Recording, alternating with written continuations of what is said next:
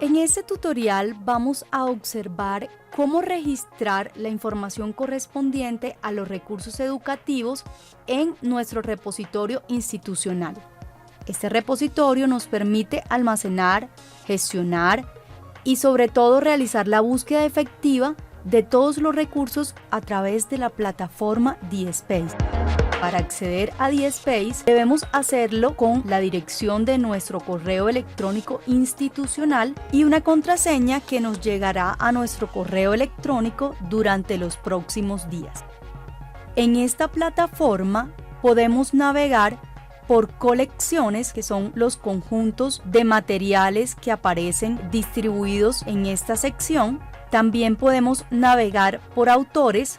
Por eso la importancia de definir muy bien quiénes son las personas que crean los diferentes recursos.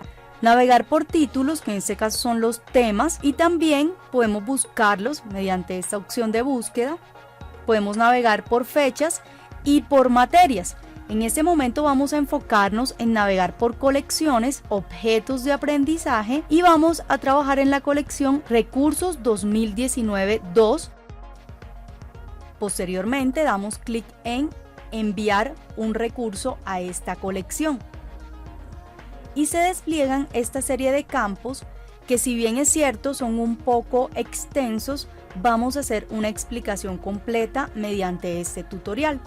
El primer campo se denomina código de asignatura. Este código corresponde a un número identificador que es asignado desde registro académico. Lo podemos encontrar en registro académico, en nuestras listas o en el aula virtual. Para este ejemplo vamos a usar un objeto virtual de aprendizaje que nos habla acerca de lo que hacemos en el diplomado, y continuamos con la opción identificador, que debemos manejar la que aparece por defecto. Posteriormente vamos a escribir el título del recurso que estamos creando. Este título debe ser claro y preciso y por supuesto tratar del tema que estamos abordando. Si deseamos, podemos poner un título alternativo.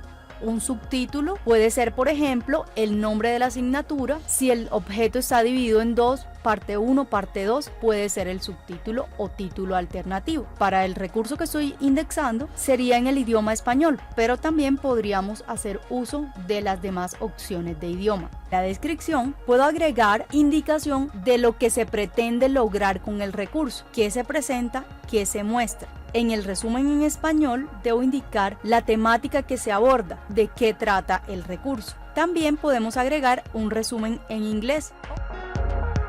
La tabla de contenido tiene que ver con los diferentes ítems o títulos que tiene dentro el objeto. Por ejemplo, se puede distribuir entre una parte introductoria, una parte de definiciones, una parte de ejercicios prácticos o una parte de ejemplos, y finalmente la actividad de aprendizaje y la bibliografía que todos los recursos deben tener. En las palabras claves debemos tener en cuenta Tesauro Educativo de la UNESCO, es el que usaremos por defecto. Debemos escribir cada palabra con mayúscula inicial y posteriormente dar clic en añadir más para indicar diferentes campos. Se recomienda como mínimo 3 palabras claves. Tenga presente que entre más palabras claves será más fácil la búsqueda e indexación de este recurso, es decir, la persona que va a buscarlo a través del navegador puede encontrarlo más rápidamente. En cuanto al lugar geográfico, colocaremos el nombre de la institución. Algunos campos no son obligatorios y no requieren indicar ninguna información, por favor dejarla en blanco. En cuanto al descriptor cronológico, por favor indicar el año, que es el 2019. Podemos también indicar el periodo 2019-2.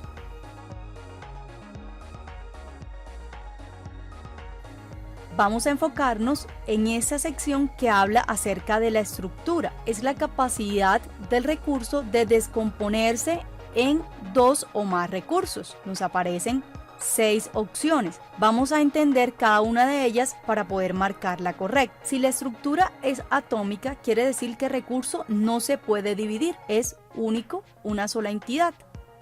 Si es una colección, aplica que un recurso es compuesto por varios recursos.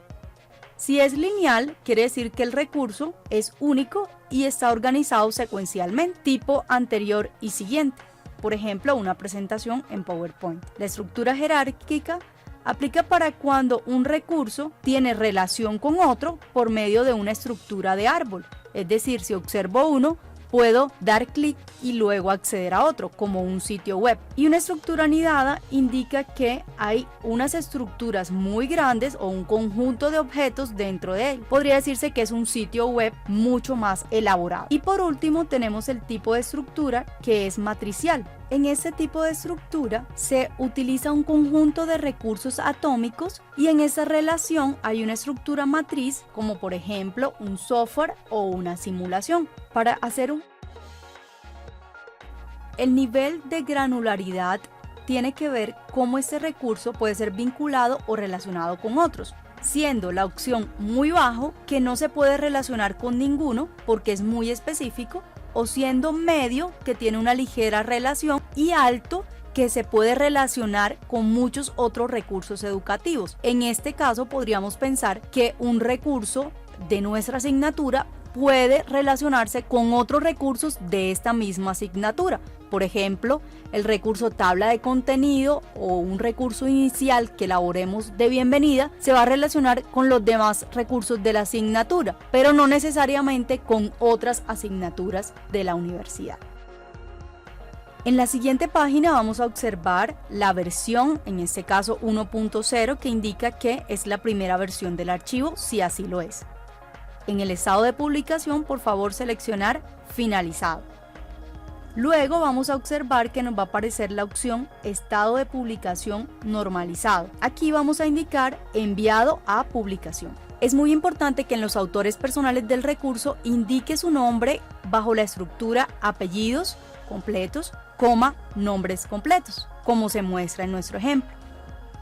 Si desea, puede indicar los autores corporativos del recurso como la universidad o la facultad. También puede agregar si existen colaboradores del documento, en este caso experto temático, y colocar a la derecha apellidos, nombre. En esa última parte podemos seleccionar la fecha en la cual hemos agregado el recurso o para la cual está vigente y si existen cambios en el recurso educativo. Podemos indicar las entidades colaboradoras, si así lo deseamos. En el esquema de metadatos es importante señalar esta sigla que aparece acá, SEM 2.0, que indica el estándar usado. Al igual que el idioma, en este caso es el idioma de los metadatos, debe ser en español. El formato de archivo aparece en varias opciones. Por favor, seleccionar la que pertenece a su archivo. Nosotros generalmente enviamos estos archivos como HTML, al ser, por ejemplo, de Storyline. Si no se encuentra en la lista, por favor seleccionar otro formato.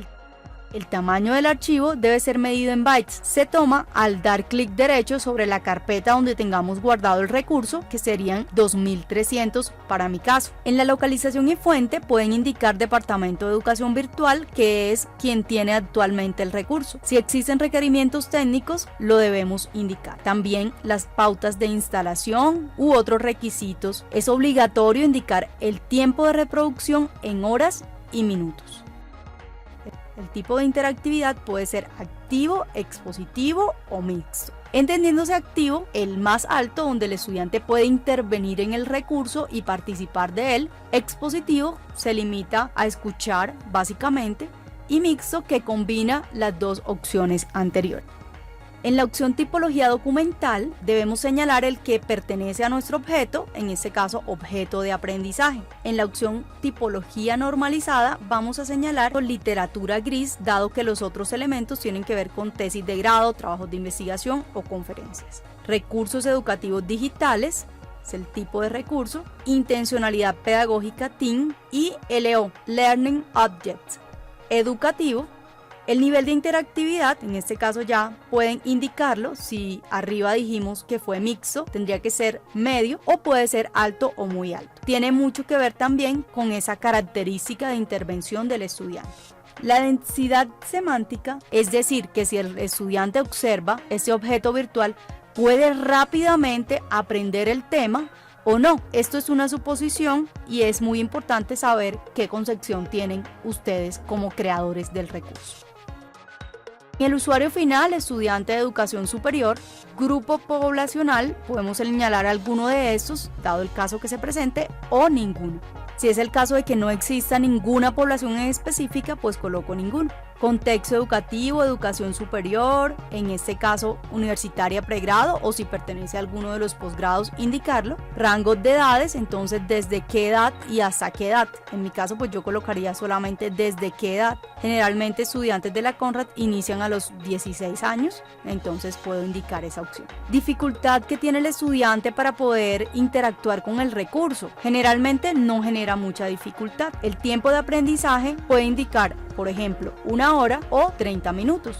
Si existen condiciones para el uso del recurso, por ejemplo hacer clic en reproducir o en iniciar, o hacer clic en anterior y siguiente, por favor indicarlo. Estas variables no es necesario diligenciarlas, son informaciones un poco más específicas, es importante que aparezcan allí en el caso de la atribución. Si el objeto es parte de una colección, por ejemplo de la asignatura, yo coloco que hace parte de mi asignatura. En este caso diplomado, pero usted debe colocar el nombre de su asignatura. En la URL, si existe alguna URL donde lo tenga o donde lo haya vinculado, comentarios al recurso, de ser posibles. Por último, esta información que tampoco requiere diligenciar ningún campo, sencillamente dar clic en siguiente. Tal vez sí agregar dentro de los núcleos básicos de conocimiento del ministerio, si este recurso es por ejemplo de psicología, de matemáticas, de ingenierías, en mi caso es de educación. Aquí me pide agregar el archivo. Vamos sencillamente a agregar una imagen, puede ser el logo de la Conrad, es lo que voy a hacer como ejemplo, porque sí es necesario que haya una imagen adjunta, pero no necesariamente tiene que ser el recurso, porque el recurso aún está en revisión. Una vez cargado el recurso le damos siguiente y nos muestra el recurso cargado, un resumen para poder revisar todo lo que he venido agregando. Si deseo hacer una modificación puedo hacerlo y darle clic en siguiente para enviar el recurso. Tan pronto lo publique me va a enviar una notificación mediante correo electrónico y queda de inmediato visible en la página, en este caso la ficha técnica del recurso y una imagen que nosotros vamos a modificar por el acceso al recurso en nuestro servidor. Esos serían los pasos para poder ustedes agregar la ficha técnica o el formato de metadatos y la información respectiva en el repositorio institucional. Muchas gracias.